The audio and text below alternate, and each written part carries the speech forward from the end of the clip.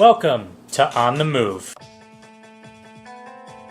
So I'm going to explain to you at this point the procedures that will be followed during this trial. I'm going to read this instruction to you. At the end of the case, I'll be reading jury instructions to you as well, and it's kind of the same format. Once we started, the city attorney may make an opening statement outlining the testimony of witnesses or other evidence that he expects to be presented during the trial. After that, the defense attorney may, but is not required, to give an opening statement, or may choose to give an opening statement at a later time, or may not give one at all. Then the city attorney will present the testimony of witnesses or other evidence to you. Once the city attorney has finished, the defense attorney may, but need not, present the testimony of witnesses or other evidence. Each witness who testifies, and they'll be testifying from this chair to my right, to your left, may be cross-examined or asked questions by the attorney for the other side. Once all the evidence has been presented to you, I will instruct you on the law that applies to this case. I'll read those instructions to you, much like I'm doing now, and those instructions will go, printed instructions will go back with you into the jury room during your deliberations. Then the lawyers will make their closing arguments. The city attorney, since they have the burden of proving the case, will go first, and then the defense is allowed to give one closing argument. And then after that, the city, again, since they have the burden of proving the case, is allowed to make a second or a rebuttal closing argument. You will then be taken to the jury room by my assistant, where the first thing you'll do, and again, this is at the end of the trial after the instructions and closing arguments, the first thing you do is select a presiding juror. The presiding juror will preside over your discussions of the case. These are referred to as deliberations. You will deliberate in order to reach a decision. That decision is referred to as a verdict. Until you are in the jury room for those deliberations, you must not discuss the case with the other jurors or with anyone else, or remain within hearing of anyone who is discussing it. So no discussing the case until after closing jury instructions and closing arguments, and you're back there and you've selected a presiding juror. It is your duty to decide, as a jury, to decide the facts in this case based upon the evidence that's presented to you during the trial. Evidence is a legal term. It includes the testimony of witnesses, documents, physical objects, things such as that. It is also your duty to accept the law from my instructions, regardless of what you personally believe the law is or what you personally think it ought to be. You are to apply the law from my instructions to the facts that you decide have been proven, and in this way decide the case. The only evidence you are to consider consists of the testimony of witnesses and exhibits are admitted into evidence. When witnesses testify, please listen very carefully. You will need to remember testimony during your deliberations, primarily because regardless of what you see on TV or in a movie, testimony will rarely, if ever, be repeated for you.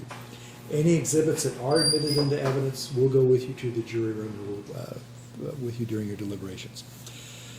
The lawyer's remarks, statements, and arguments are intended to help you understand the evidence and apply the law. However, the lawyer's statements and arguments are not the evidence or the law. The evidence is the testimony and the exhibits. The law will be contained in my instructions to you. You must disregard anything the lawyers say that it is at odds with the evidence or the law from my instructions. Now, you may hear objections made from time to time by the lawyers during the trial. Each party has the right to object to questions asked by another attorney and may have a duty to do so.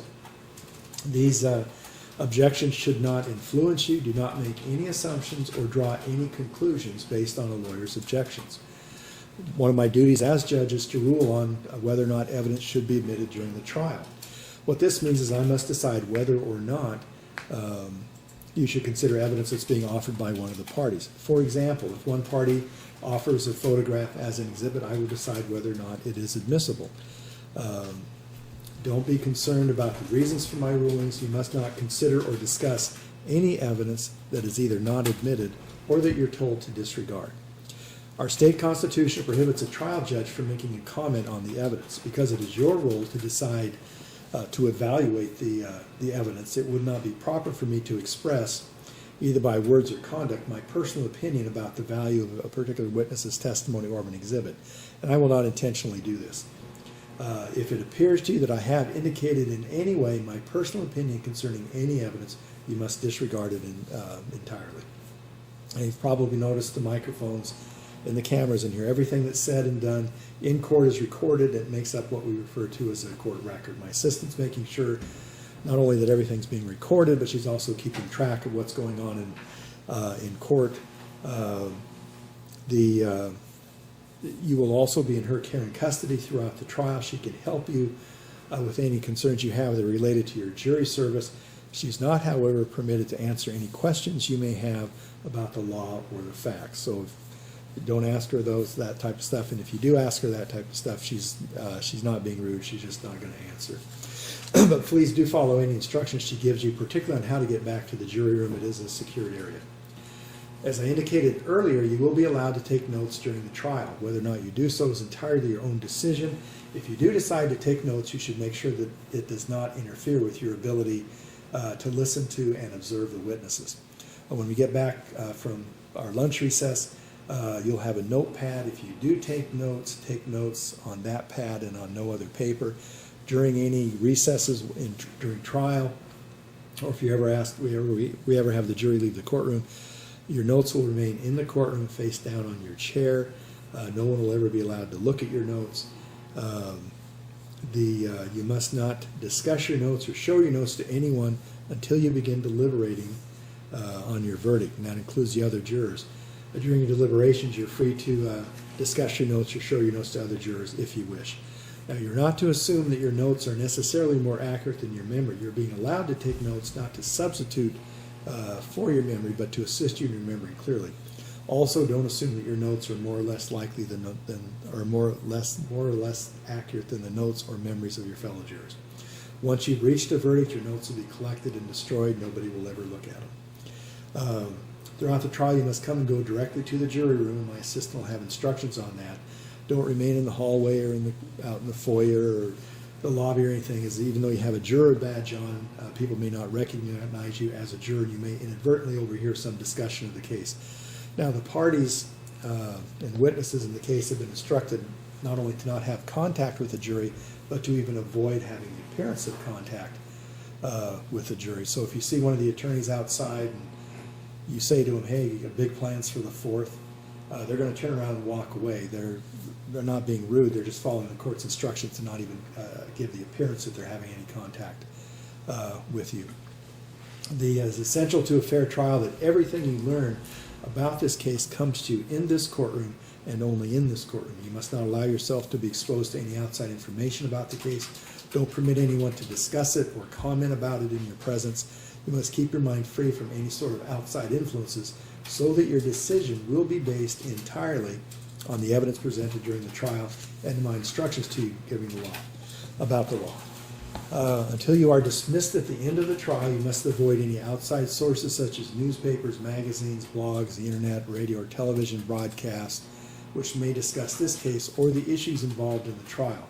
If you start to hear or read any sort of information about anything related to this case, you must act immediately so that you no longer hear it or see it. If you do become aware of outside information, you must privately notify my assistant.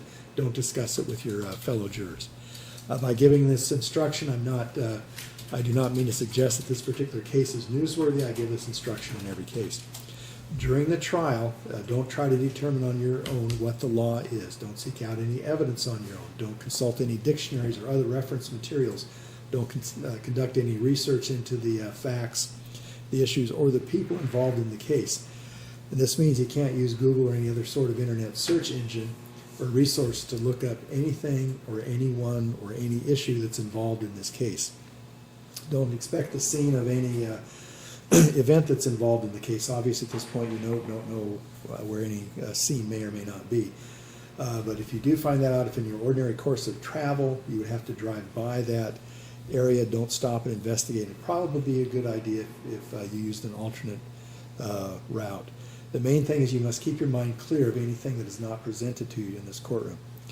During the trial, don't provide any information about the case to other people, including the lawyers, parties, witnesses, your friends, members of your family, members of the press, members of the media. If necessary, you can tell people, family member, employer, that you're a juror and let them know that you have to be in court. If they ask you about the case, tell them that the judge told you you're not allowed to talk about it till it's over. I want to emphasize that these rules prohibiting discussions include electronic communications.